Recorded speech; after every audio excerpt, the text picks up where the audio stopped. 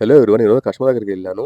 అక్కడికెళ్ళి చూస్తే స్ప్లిట్ ఏసి, అందులో ఏంటంటే ఇండోర్‌లో బ్లోయర్ మోటార్ ఆడుతుంది. అవుట్‌డోర్‌లో వచ్చేసి కండెన్సర్ ఫ్యాన్ ఆడుతుంది. కానీ కంప్రెసర్ ఆడట్లేదు. ఎందుకు ఆడట్లేదు ఏంటని అబ్జర్వ్ చేసి చూస్తే కెపాసిటర్ దగ్గర స్టార్టింగు, రన్నింగు అని 2 పాయింట్లుంటాయి. రన్నింగ్ పాయింట్లు ఏదైతే ఉన్నాయో అవి లూజ్ కాంటాక్ట్ ఉండి బర్న్ అయిపోయాయి. చూడండి ఏ విధంగా బర్న్ అయ్యున్నాయో. ఎందుకు బర్న్ అయినాయి అంటే లూజ్ కాంటాక్ట్ ఉండడం వల్ల అక్కడ స్పార్క్ వచ్చి ఓవర్ హీట్ అయిపోయి ఆ విధంగా బర్న్ అయిపోయి ఉన్నాయి. సో, యాక్చువల్‌గా ఏంటంటే కెపాసిటర్ కూడా చేంజ్ చేయాలి. కస్టమర్ ఏంటంటే కొంచెం ఏమైనా అడ్జస్ట్ చేస్తారేమో చేయండి అన్నారు. చూడండి కంప్రెసర్‌కి ఈ విధంగా వైరింగ్ ఉంటుంది. అది కెపాసిటర్. కెపాసిటర్ నుంచి కంప్రెసర్‌కి ఎలా వస్తాయో నేను చూపిస్తాను చూడండి.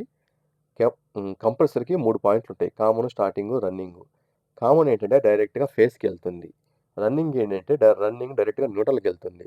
సో, స్టార్టింగ్ ఎలా వస్తుందంటే న్యూట్రల్ నుంచి కెపాసిటర్‌కి ఒక పాయింట్ పెట్టుకొని సెకండ్ పాయింట్ నుంచి స్టార్టింగ్‌కి కనెక్ట్ చేసుకుంటాం. కెపాసిటర్ ఎందుకు యూజ్ చేస్తామంటే ఏదైనా కంప్రెసర్ కానీ, ఫ్యాన్ కానీ స్టార్ట్ అవ్వాలంటే ఒక డిఫరెంట్ వోల్టేజ్ కావాలి. ఆ డిఫరెంట్ వోల్టేజ్‌ని మనం ఎలా తీసుకొస్తామంటే న్యూట్రల్ నుంచి కనెక్ట్ చేసుకొని అక్కడి నుంచి మళ్ళీ స్టార్టింగ్‌కి ఇవ్వడం వల్ల మనకు ఒక డిఫరెంట్ వోల్టేజ్ వచ్చి కంప్రెసర్ గానీ, ఫ్యాన్ గానీ స్టార్ట్ అవుతాయి. చూడండి ఆ కాలిపోయిన వైర్‌ని ఏ విధంగా అయితే నేను క్రింపింగ్ చేస్తున్నానో, ఆ విధంగా క్లిప్ పెట్టుకొని గట్టిగా ప్రెస్ చేయాలి. మళ్ళీ లూజ్ ఉందనుకోండి, మళ్ళీ అది కూడా కాలిపోతుంది. ఇది ఇంకొక వైరు. ఈ వైర్‌ని కూడా క్రింపింగ్ చేస్తున్నాను. గట్టిగా ప్రెస్ చేయాలి. మళ్ళీ లూజ్ ఉండకూడదు. ఓకే. ఈ 2 కెపాసిటర్‌లు ఒకే పాయింట్‌లో కనెక్ట్ చేస్తాం. ఇది రన్నింగ్ వైర్ అనమాట. ఇది రన్నింగ్ పాయింట్. ఓకే.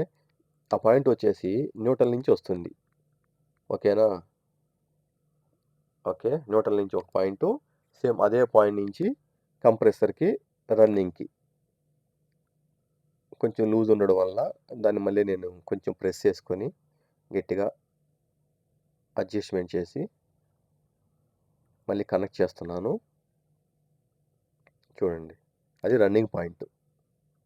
కెపాసిటర్‌లో ఇంకో పాయింట్ ఉంది కదా! ఎంప్టీగా అదొచ్చేసి స్టార్టింగ్ పాయింట్. ఇది. ఇప్పుడు నేను పెడుతున్నానే అది స్టార్టింగ్ పాయింట్. ఓకే. అదేంటంటే ఈ కెపాసిటరు డిఫరెంట్ వోల్టేజ్‌నిస్తుంది. అందుకే ఆ స్టార్టింగ్ పాయింటు కెపాసిటర్ నుంచి తీసుకుంటాం. కెపాసిటర్‌ని ఆ విధంగా పెట్టుకొని ఒక క్లాంప్ ఉంటుంది. క్లాంప్ ఎయాలి. కొన్నింటికి క్లాంప్ కూడా ఉండకపోవచ్చు. ఇప్పుడు okay. Outdoor fan running, compressor running. Cooling కూడా చెక్ చేశాను. బాగుంది. ఓకే. కూలింగ్ కూడా బాగుంది. Please subscribe my YouTube channel.